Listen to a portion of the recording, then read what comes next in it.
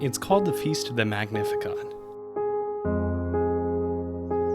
At the end of the month of May, dedicated to Our Lady, the Church celebrates the Visitation of Mary to her cousin Elizabeth,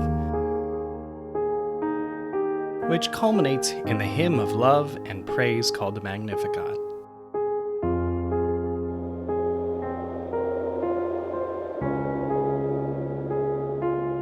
The angel had just told Mary that she would become the mother of Jesus by the power of the Holy Spirit, and that Elizabeth, too, who was already elderly, had become pregnant by the power of God. Mary immediately set off on a journey to visit her cousin and place herself at her service. Probably joining a caravan of pilgrims heading to Jerusalem, she crossed Samaria and reached Ein Karem, a village which today is considered a neighborhood of Jerusalem.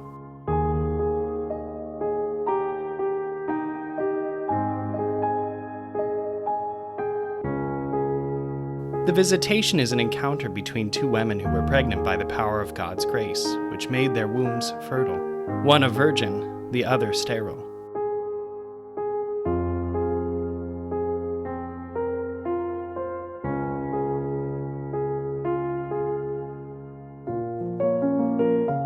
The Visitation isn't just an encounter between the two future mothers. It's the recognition that God's promise has become flesh, and the time is fulfilled. The Feast of the Visitation is a feast of charity. Mary transforms the experience of her personal encounter with God into love for others.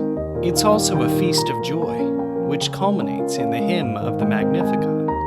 Mary doesn't respond directly to Elizabeth's greeting. She expresses herself through the hymn of the Magnificat, a canticle of praise and thanksgiving inspired by the Bible and the Psalms. Saint Bernadette of Siena called it the highest expression of joyful love, which sings and praises the beloved. The Magnificat speaks of God's favor for the lowliness of his servant, his goodness toward the poor and the small, and his help for the people of Israel in virtue of the promise made to Abraham. According to tradition, John the Baptist was born 6 months before Jesus on June 24th. Mary stayed with Elizabeth 8 days after that date, when, according to Jewish tradition, the child was given his name. The Visitation is a feast of Franciscan origin, and was first celebrated on July 2nd,